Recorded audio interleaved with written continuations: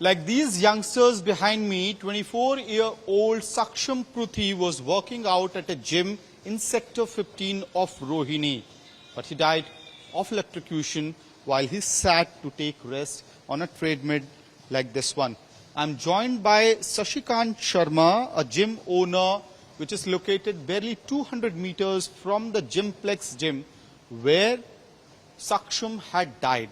Sashikant, if you could explain to us in this particular machine, which are the parts from which a person can get electrocuted? कहाँ से इसमें current लग सकता है और वो कौन मॉडल्स हैं? आपके पास का ही जिम है वो कौन सा ब्रांड का मशीन था जिससे ये इलेक्ट्रोक्यूशन की घटना हुई? सर पहले तो मैं बताना चाहूँगा आपको कि अब जो ट्रेडमिल्स आते हैं सारे प्लास्टिक कवर होते हैं, इसमें कहीं भी इलेक्ट्रिसिटी का कोई लेना देना नहीं है, ना कोई इसमें करंट का कुछ हाँ देखिए सारा प्लास्टिक का है, ये सारा प्लास्टिक का है।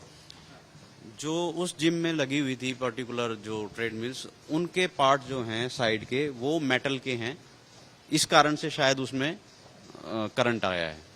हाँ जी। The FIR and the eyewitness account also says that the metal parts of the treadmill number 2 at the Gymplex had electric shocks, electric currents running through it. तो आप ये कह रहे हो कि ये जो अब बॉडी पार्ट्स हैं ये पूरा प्लास्टिक है, ये प्रिकॉशनरी किया गया है? ये अब सभी कंपनी जो है प्लास्टिक को कवर करके रखती हैं, मतलब इसमें कोई भी इलेक्ट्रिसिटी का कोई चांसेस ही नहीं है कि इलेक्ट्रिसिटी कोई करंट आए या किसी भी मेंबर को हर्ट हो। हाँ जी। जो आपके जिम्प्लेक्स में था वो कौन सा ब्रांड है? वो नोटस का ब्रांड है। हाँ जी, उसमें सारा ये मेटल का है, जो ये साइड में लगा हुआ है ये मेटल का पार्ट है उसके अंदर। उससे इस तरह से इलेक्ट्रोक्यूशन का खतरा फिर बना हुआ है? मे भी हो सकता है जी। हाँ। एक और चीज आप शशिकांत जी हमें बताइए, because you are also part of the Delhi gym association, gym owners association. ये चीज समझाइए कि आप लोग जब जिम्स रन करते हैं, इस तरह की मशीन्स को रन करते हैं, तो कितने दिनों में आम तौर पे इसका मेंटेनेंस, इसकी चेकिंग होती रहती है? क्या प्रोटोकॉल है? सर जिस तरह से ट्रेडमिल हैं, क्रॉस ट्रेनर्स हैं और साइकिल होती हैं, इनका मिनिमम जो है 3 महीने में सर्विस होना चाहिए। ये मैंडेटरी है, होना भी चाहिए। इसको इससे ज्यादा ना चलाया जाए, उससे पार्ट भी खराब होते हैं और कोई इंसिडेंट भी हो सकता है। इसलिए मैं अपना पर्सनल ओपिनियन यही दूंगा कि हर 3 महीने में इनकी सर्विस कराई जाए, जिससे पता रहे कि हमारी हर मशीन अपडेट है। किस तरह के मैल फंक्शंस हो सकते हैं? आप एक तो हम अब देख रहे हैं सक्षम की जान गई है इलेक्ट्रोक्यूशन से, लेकिन और क्या मैल फंक्शंस हो सकते हैं जिसको अवॉइड करने के लिए प्रोटोकॉल आप लोगों ने बनाया? सर कई बार क्या है, देखिए मशीन है, इसके अंदर ऐसे पार्ट लगे होते हैं, कई बार स्पीड अपने आप अप भी हो जाती है और कई बार डाउन भी हो जाती है। तो उसी चीज के लिए सर्विस की जाए कि वो चीजें ना हो कि मेंबर अगर सपोज उसकी कैपेसिटी 6 किलोमीटर पर आवर की है और सडनली अगर 10 हो जाता है तो उसके लिए ये हाँ जी इंजरी के चांसेस है। So many of gym users or clients, so to say, believe a lot or trust a lot on the gym owners and the managers of the gym. But the question is whether there are third party insurances for individuals who are working out at the gym. Shashikant ji, क्या कोई इस तरह का आप लोग दिल्ली का जो gym का कल्चर है, यहाँ पे जो लोग यूज कर रहे हैं जिम को, उनका इंश्योरेंस के लिए क्या प्रोसीजर्स? सर अभी तक तो इस इंडस्ट्री में ऐसा नहीं है कि इंश्योरेंस किया हुआ हो किसी ने भी, तो आने वाले टाइम में हो सकता है ऐसा कुछ। Users are not covered? बिल्कुल सर, अभी तो नहीं है सर, अभी तक तो नहीं है। एक और सवाल, अब जैसे ये दो इंडिविजुअल्स आपके जो यूजर्स हैं वो एक ट्रेडमिल यूज कर रहे हैं, एक साइकिल यूज कर रहे हैं, ट्रेडमिल में करंट है, सप्लाई होता है, उससे चलता है। आप बता रहे हो कि ये काफी सेफ है क्योंकि इसमें प्लास्टिक बॉडी है, लेकिन अगर इलेक्ट्रिक शॉक का डर दिख रहा है या लगा है किसी को, what is the first response that anybody who standing there should do?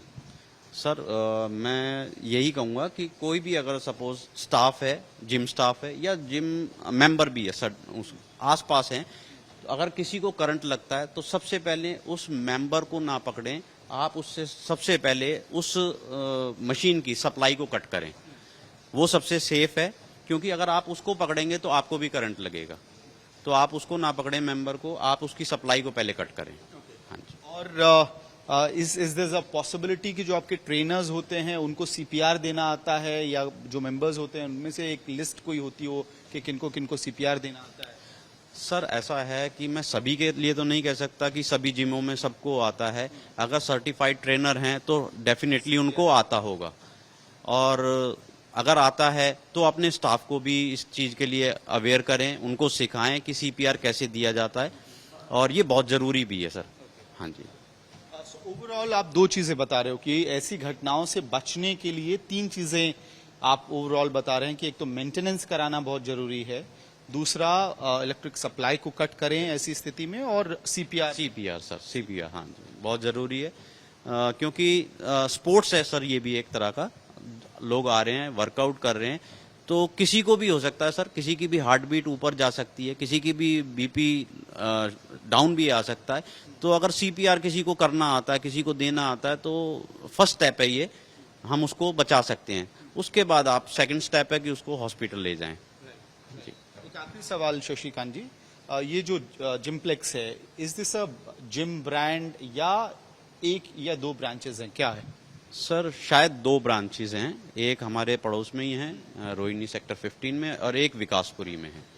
Owned by individual? हाँ जी अनुभव दुग्गल। हाँ जी।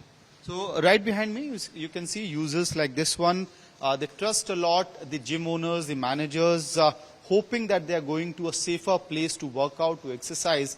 But unfortunately, due to deadly negligence on part of the Gymplex Fitness Zone owners, Saksham Pruthi died right after he had a healthy workout session. With video journalist Manish Jha, this is Amit Bhardwaj reporting for India Today from Delhi.